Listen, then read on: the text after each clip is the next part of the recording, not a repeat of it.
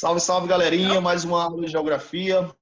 Hoje nós iremos iniciar com a senhorita, a moça bonita aqui, chamada Ângela Vicença, que vai nos falar um pouco sobre a dinâmica demográfica e a população brasileira. Tranquilo? E aí depois a gente vai seguindo com a nossa ordem, com a aula 15, que é a aula 15, quem vai ministrar ela para a gente? Deixa eu só me ver aqui. Alguém me ajude. Aula 15 é a senhorita Ângela. Não sei se ela está por aqui hoje. Se não, a gente segue na hora, tá bom? Então, senhorita Ângela, é com você. Então, vamos lá. A população mundial, mesmo que presentes no Brasil, tipo, as pessoas estivessem presentes no Brasil há muito, muito tempo, tipo, milhares e milhares de anos, só por volta de 1800 foi que o Brasil completou o primeiro 1 bilhão de pessoas. Desde aí começou a crescer mais rápido. Lá por volta de 1930, atingiram os 2 bilhões. Alguns séculos depois, atingiram 4 e assim sucessivamente. Agora, dos 6 bilhões para os 7, demorou mais um pouquinho. Há uma estimativa que por volta de 2040 a gente já tenha atingido os 9 bilhões de habitantes. Por volta, por aí, por 2040, por aí. Aí, a dinâmica demográfica, né? Como eu coloquei aí no mapa, eu vou olhar aqui, porque aqui no coisa está muito... Refere-se à variação da quantidade da população, ao ritmo dessa variação e às suas causas e consequências. Elementos determinantes dessa dinâmica são proporções de nascimentos e mortes em relação à população total e às migrações. Para a gente falar disso, a gente vai falar um pouquinho do crescimento vegetativo e o demográfico, que é uma diferença básica. O vegetativo, ele considera as pessoas que nascem e as pessoas que morrem. Então, a taxa de natalidade, a taxa de mortalidade e a de fecundidade, né? Que é as pessoas que estão nascendo, as que têm e as que estão morrendo. O vegetativo, ele só aborda isso, que é o crescimento da população por ela mesma. Já o demográfico, além de todas essas três, que é a natalidade, a fecundidade e a mortalidade, ele também abrange o migratório, as pessoas que estão migrando para o Brasil. E eu vou... resumi bastante, assim, porque eu pensava que era pouco tempo, mas eu vou falar bem que eu tinha até grifado que entre as ações humanas que colaboraram para o aumento do crescimento populacional, o que deu mais assim foi o domínio do fogo, o desenvolvimento da agricultura, a revolução industrial, o desenvolvimento da medicina. Esses e outros avanços contribuíram para a diminuição da taxa de mortalidade, com que fez que o crescimento vegetativo disparasse, principalmente nos últimos 3 séculos. A transição demográfica é uma mudança... para o pessoal ver mais para lá. Isso. A transição demográfica é uma mudança específica na dinâmica demográfica, que é quando tem uma queda bem grande ou na fecundidade, na mortalidade ou na natalidade, quando tem uma queda muito alta. Eu vou citar 3, que são, no primeiro, na taxa de mortalidade cai intensamente, mas a natalidade e a fecundidade continuam em altas.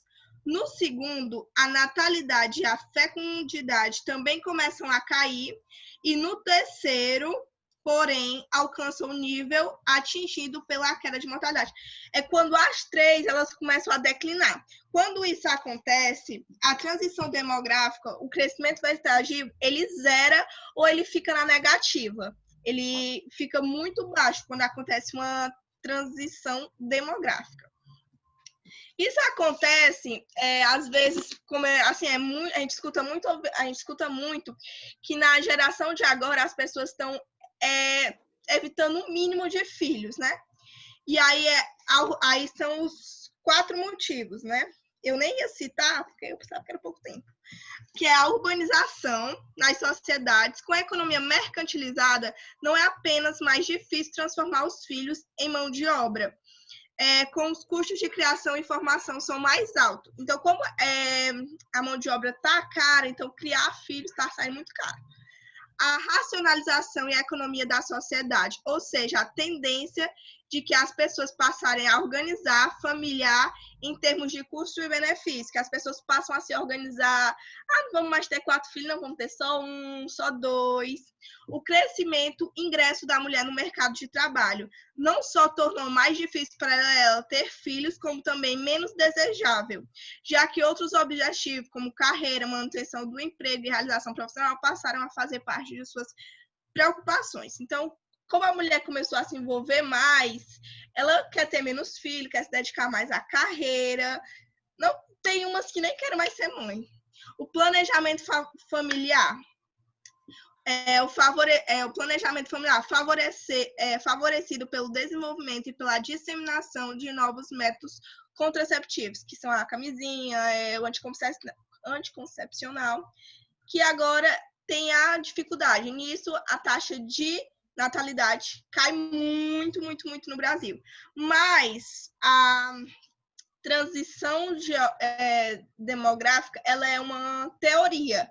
Não é certo que isso seja verdade, assim, é certo, e nem que aconteça em todos os lugares. Vamos para o envelhecimento da população mundial. Isso. Com as pessoas não querendo mais ter tantos filhos,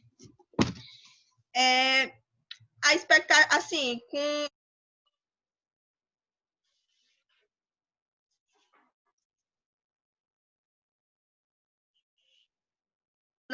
são a queda da fecundidade e o aumento da expectativa de vida. Os problemas do envelhecimento populacional para os países ricos podem ser resumidos em 3 questões: a diminuição da mão de obra, o aumento dos gastos com a previdência social e a saúde do idoso, e a tendência à diminuição do dinamismo econômico. Assim, o que é o dinamismo econômico?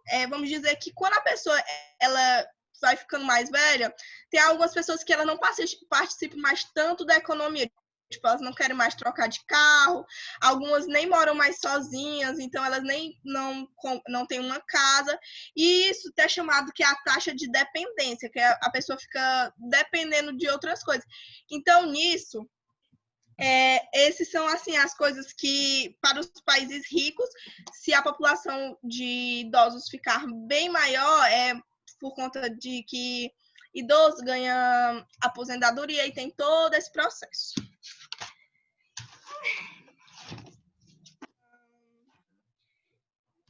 Agora, nos países pobres, agora, não sei se vocês estão com isso, se vocês pudessem abrir na página 446 para vocês verem os gráficos que tem lá sobre as pirâmides etárias. Abrir? Então, vamos lá. Nos países pobres, antes da transmissão demográfica, a base é muito larga, pois a fecundidade é alta. Nos países pobres, as pessoas querem ter mais filhos. Mas a pirâmide começa a afinar logo nas primeiras camadas referente à vida adulta, uma vez que a expectativa de vida é baixa. Nos países pobres, ou nos países ricos, é o contrário. A base ela é mais estreita na parte da fecundidade. Na parte adulta, ela já vai engrossando. E lá na idade na terceira idade, na idade mais velha, ela é mais grossa. Podemos citar um país onde nasce muita criança e a expectativa de vida é pequena. Vocês podem ver aí a África, né? A Europa, ela já as pessoas já têm menos filhos, mas a faixa etária também ainda é pequena, né? A faixa dos mais idosos. As teorias da população. Lá no canto, professor Desum. No canto esquerdo.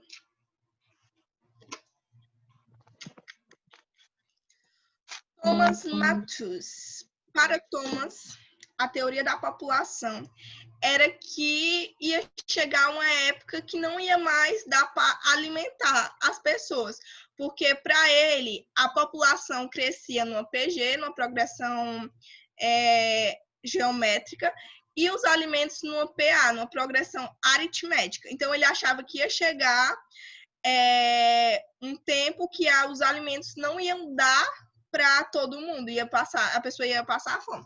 Mas veio a tecnologia, a revolução, e aí deu certo. Só que a solução que ele queria era tentar controlar o aumento populacional. Já os neomalthusianos, eles defendem que os países desenvolvidos, ele achava que a taxa de natalidade deixaria... Para os neomalthusianos, eles defendiam que os países desenvolvidos, era quem fazia parte, que pensava com eles, eram os países desenvolvidos. Eles, por taxa de natalidade, geraria custos sociais para o Estado, e com esse custo, eles deixariam de investir na economia. Qual foi a solução que eles tiveram? A ideia brilhante, que foi a camisinha, os contraceptivos. Já os reformistas, eles defendiam os problemas fome, os países que não eram desenvolvidos, e eles achavam que o governo tinha uma má distribuição de renda e que não tinha um crescimento populacional por isso. Então, a solução era uma política social de combate à pobreza. Mas basicamente as estruturas étnicas e brasileiras. O povo brasileiro ele foi dividido em 3 matrizes étnicas, que é mais uma étnica. Como é que eu falo? Etnias, que são os indígenas,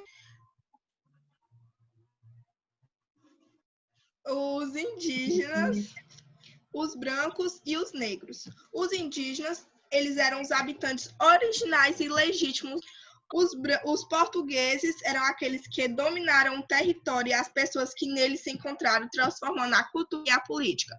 E os negros os que foram trazidos para servir os portugueses nas suas conquistas territoriais sem conhecimento. Na época, eram 5 milhões de indígenas, 5 milhões de negros e 4 milhões de brancos. Na questão dos indígenas, como eu acabei de citar, eram 5 milhões de indígenas. Hoje em dia, só tem basicamente 890 mil. Reduziu bastante mesmo a quantidade, e essa drástica diminuição na população está ligada a mortes provocadas em conflitos com os quais tratar. Entre elas, sarampo, a sífilis, e eles se encontram hoje em dia mais naquela região do Sudeste, no Sudeste, Nordeste e no Centro-Oeste do país. Ainda há muitos que têm essa cultura, ainda tem a cultura indígena, mas já se tem índios na sociedade de hoje, trabalhando como uma pessoa normal, mas ainda há tribos de indígenas. O preconceito racial. Muitas pessoas acreditam que o Brasil é uma grande democracia racial, pelo fato de não serem raros os confrontos entre brancos e negros, brancos e indígenas. Raro.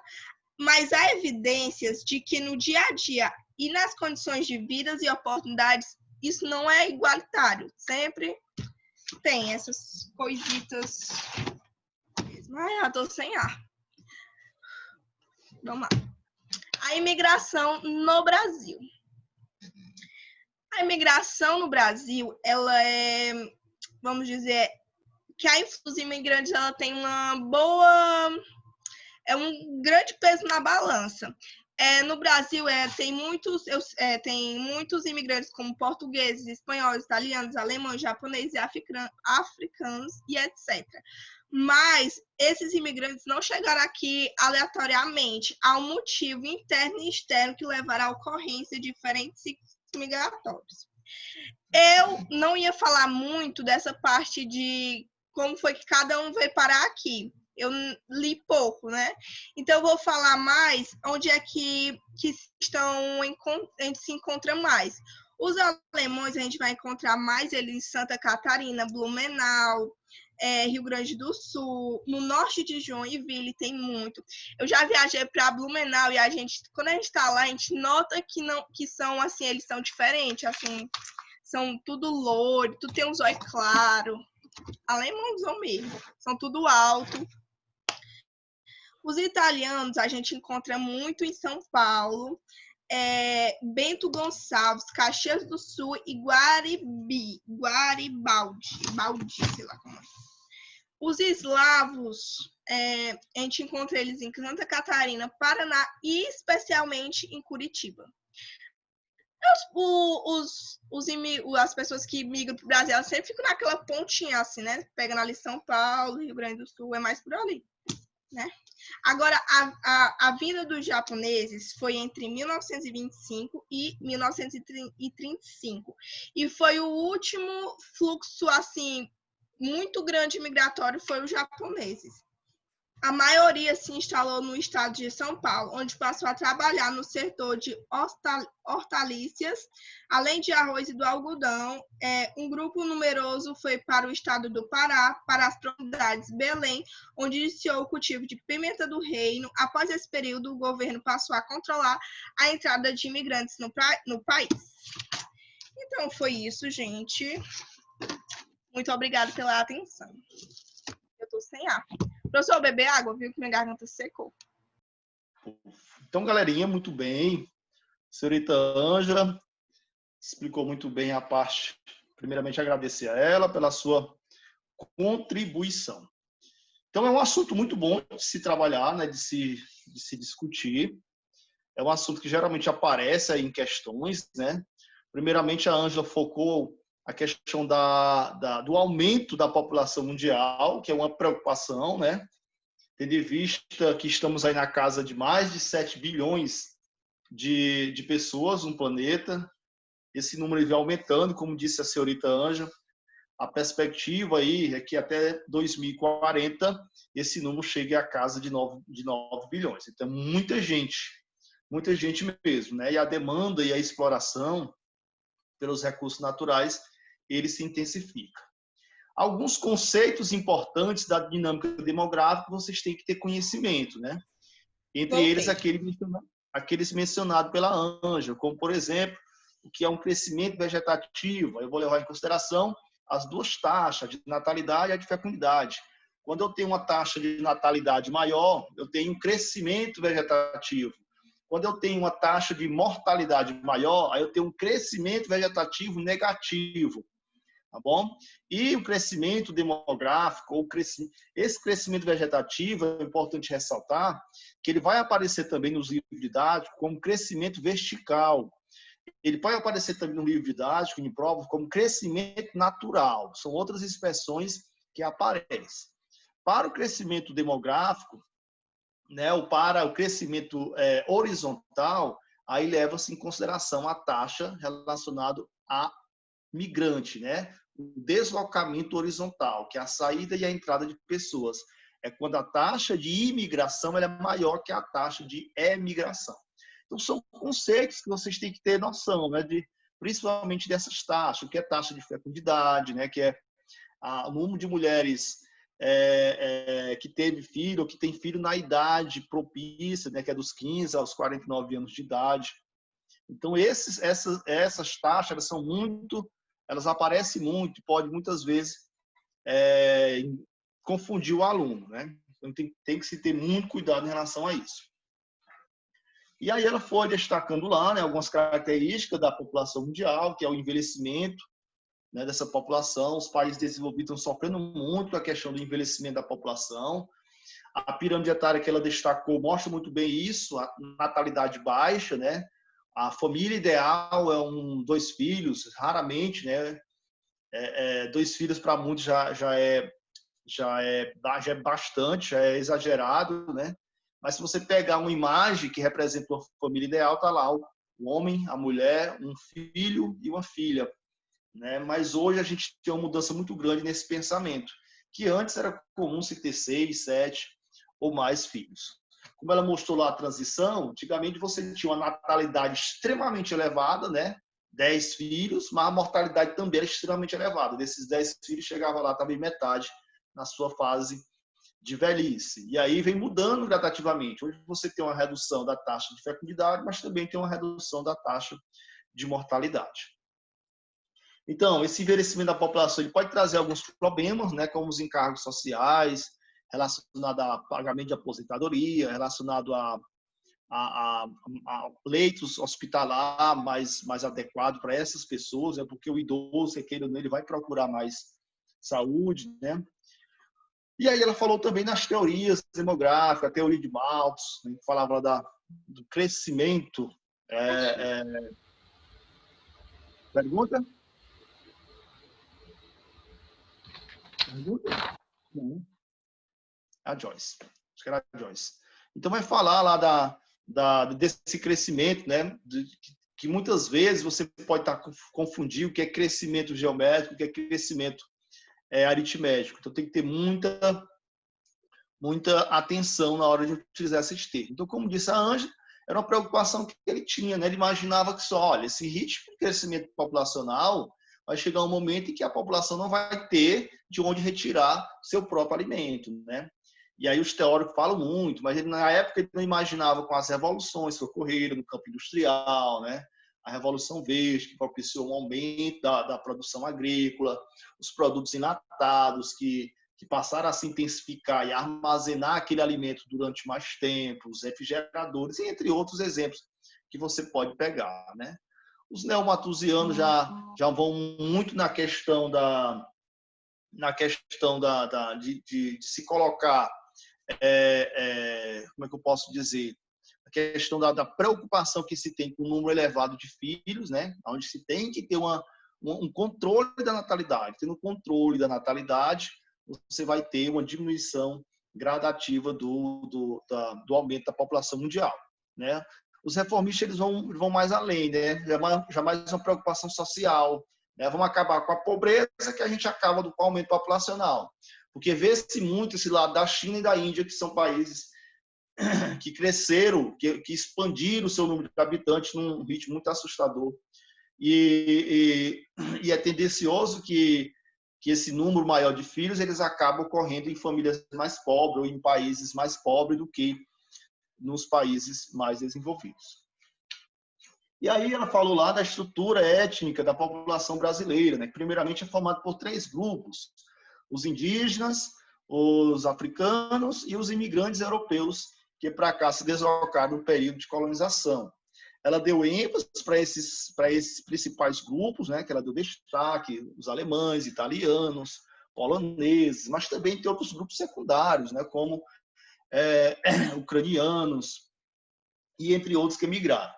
O principal ponto foi realmente a região sul e sudeste, muito por conta dos incentivos dados pelo governo, né, na época de colonizar a região sul, com medo de perder as terras para os espanhóis. Foram realizadas propagandas, realizado incentivo a casais na Europa para poder se fixar nesse local, na região sul. Então, houve uma estratégia. Podemos dizer que foi uma das únicas regiões do Brasil em que foi realizada uma doação de terras, né? Através das políticas governamentais, né? Recentemente, que eu acho que a Ângela não mencionou, ela mencionou uma das últimas levas de grande porte, que foi a imigração japonesa lá no início do século XX, foi uma das últimas migrações de grande porte, mas nos últimos anos nós temos um grupo muito grande de pessoas também migrando, né? Principalmente de haitianos, de 2011 para cá, né? Mais recentemente, nós temos 2 grupos, que são os bolivianos e os venezuelanos. O venezuelano é um dos últimos, né? Mas também de 2011 para cá tem uma leva muito grande de sírios se adentrando no território brasileiro. Então, aí, só para dar uma luz também daquilo que ela falou, aquilo que ela ressaltou e ficou bem interessante, tá bom? Eu tenho certeza que alguém aqui quer fazer alguma pergunta para a senhorita Ângela. Quem gostaria? Ninguém gostaria. Cara, ainda vou ver ainda alguém fazendo uma pergunta. Muito bem, então a gente encerra essa aula e vamos para a próxima, né? Próximo aluno. Então, muito bom. Retorno.